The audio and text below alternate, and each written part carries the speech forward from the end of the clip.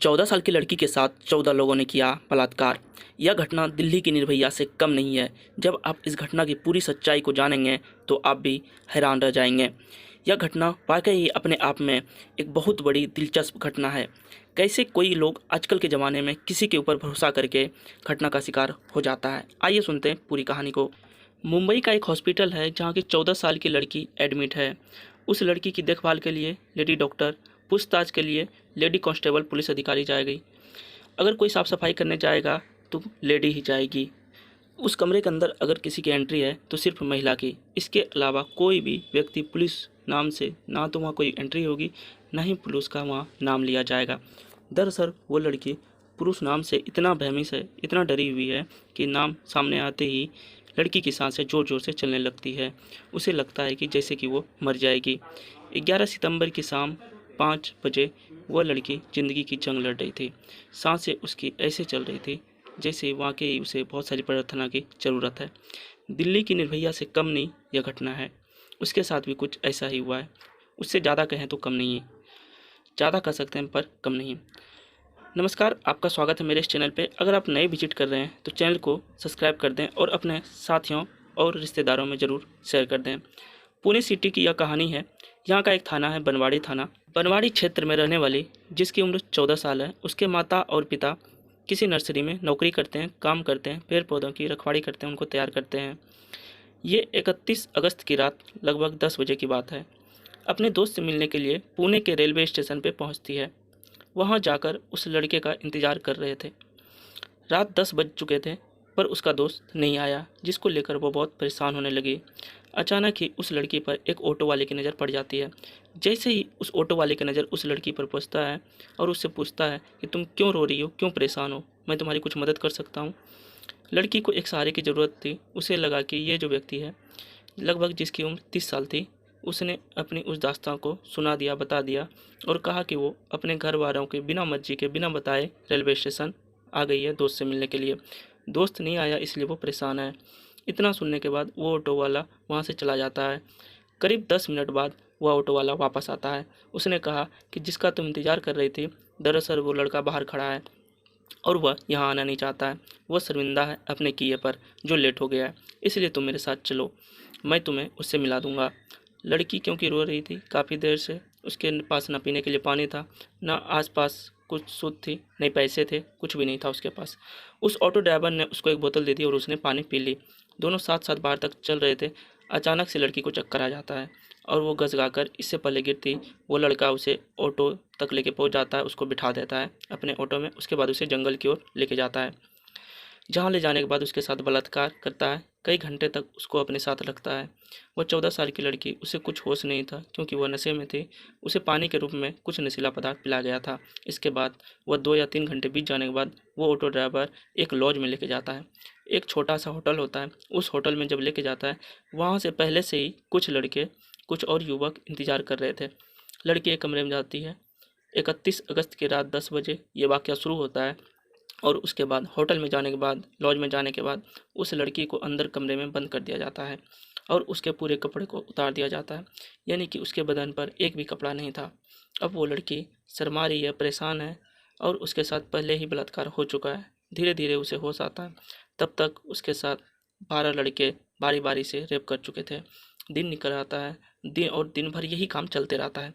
एक के बाद एक लड़के आते रहता है और यह सिलसिला लगातार जारी रहता है। शाम हो जाती है, यानी कि इस कमरे के अंदर वो लड़की लगभग 24 घंटे तक रहती है और वह 12 लड़के 24 घंटे तक उसके साथ बलात्कार पे बलात्कार करते रहते हैं। वह भूख से, प्यास से तड़पती रहती है और कई बार कहती है, मुझे खाने के लिए कुछ दे दो, मुझे पीने के लिए पानी दे दो, पर कोई भी उसकी कोई गुहार, कोई पुकार नहीं सुनता।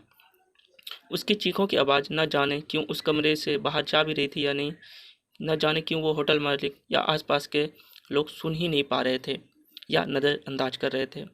ये भी बताया जा रहा है कि उस लड़की को बार बार इंजेक्शन दिया जा रहा था, नशीली चीज़ें दी जा रही थी ताकि लड़की शोर न मचा सके। इस बीच इस बीच उस लड़की ने बार बार रिक्वेस्ट करती रही, माफ़ी मांगते रही, उसे बचाने की गुहार लगाती रही, लेकिन इन 12 लड़कों में से एक लड़की को दया आ जाता है और उसके बाद यह लड़का उस लड़की के दादर रेलवे स्टेशन पर छोड़ देता है। अब ये आरोपी 12 के 12 फरार हो चुके थे। इन्होंने सोचा कि वो शायद वो लड़की चली जाएगी। दादर रेलवे स्टेशन पर जाने के बाद 2 सफाई कर्मचारी मिलते हैं और उस 2 सफाई कर्मचारी ने उस लड़की का हालत देखने के बाद उसके साथ बलात्कार करते हैं। यानी कि अभी वो उन लोगों से बची थी और इन 2 सफाई कर्मचारी ने भी उसके साथ बलात्कार का अंजाम दे दिया।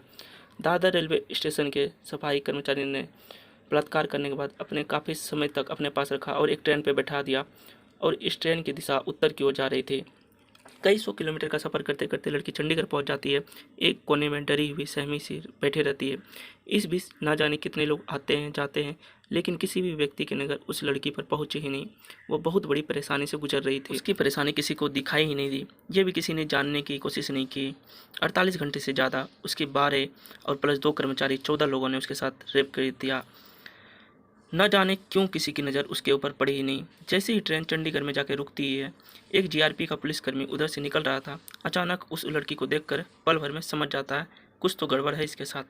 वह उस लड़की से कहता है, तुम परेशान हो, मैं तुम्हारी कुछ मदद कर सकता हूँ। मगर वो लड़की पुरुष जाति के नाम से डरी हुई थी, सहमी हुई थी, घबराई हुई थी, क्योंकि वर्दी में भी तो एक पुरुष ही था। उसे हो न हो लग रहा था कि ये भी उसके साथ बलात्कार कर सकता है। वो लड़की चंडीगढ़ उतर जाती है, क्योंकि उस ट्रेन का लास्ट स्टॉपेज जो था चंडीगढ़ ही था। अब वो रेलवे स्टेशन पे उतर जाती है, डरी हुई शर्मी एक जगह बैठी हुई होती है। लेकिन वह पुलिस वाला बहुत ही अच्छा इंसान था। यानी कि वह एक चाइल्ड वेलफेयर कमेटी एनजीओ से संपर्क करता है और वहाँ महिला अधिकारी तत्काल मौके पर पहुंची। उस लड़की को खाना खिलाया, पानी पिलाया, पास बिठाया, पुचकारते रही, दुलारते रही। एक माँ की भूमिका में उस महिला अधिकारी ने उसका कुछ ही घंटों में दिल जीत लिया। दिल जीतने के बाद उसने लड़की ने अपने आप बीती बताई और पूरी कहानी घर से लेकर चंडीगढ़ रेलवे पहुंचने तक एक एक वाकया जब बताया, महिला अधिकारी का रो रो कर बुरा का हाल हुआ और साथ ही जो पुलिस कर्मी थे उसका भी रो रो कर बुरा हाल हो गया। बात रोने वाली ही थी। किसी भी बेटी के साथ, बहन के साथ भयानक वारदात होती है तो शायद आंसुओं के अलावा कुछ निकलेगा ही नहीं। निकलेगा तो उन दरिद्रों के लिए बद्दुआएं या फिर कानून से सख्त सख्त कार्रवाई की मांग गुहार निकलेगी। उधर जब लड़की अचानक अपने घर से गायब हो जाती है, उसके माँ बाप जो बहुत ज़्यादा पढ़े लिखे नहीं होते हैं, वहीं उन्होंने बनवाड़ी थाना में अपने बेटे की गुमशुदगी दर्ज कराती है। फिर पुलिस ने आसपास के लोगों से पूछताछ की, धीरे धीरे उसके बारे में जानने की कोशिश की। उसके मोबाइल नंबर से सीडीआर निकलवाई।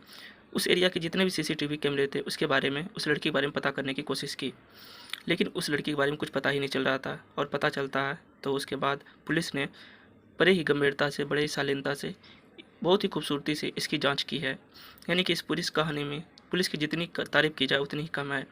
जैसे ही चंडीगढ़ की पुलिस बनवाड़ी पुलिस से कांटेक्ट करती है तो उसके बाद यहाँ से इस लड़की को माध्यम से, हवाई जहाज के माध्यम से मुंबई लाया जाता है और उसके बाद उसे एडमिट कराया जाता है। जितना भी स्टाफ है, टोटल के टोटल महिला स्टाफ ही उस लड़की की इलाज में, उसकी खिदमत में, उसकी हर ज़रूरत को पूरा करने में लगा हुआ है, क्योंकि वो लड़की पुरुष की जाति के नाम से डरी हुई है, घबराई हुई है।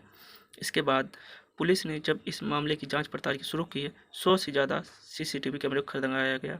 खंगालते खंगालते आखिरकार पुणे के रेलवे स्टेशन पर एक ऑटो जाता हुआ मिलता है। उसी में वो लड़की, उसी ऑटो का नंबर उस सीसीटीवी में कैद हो जाता है।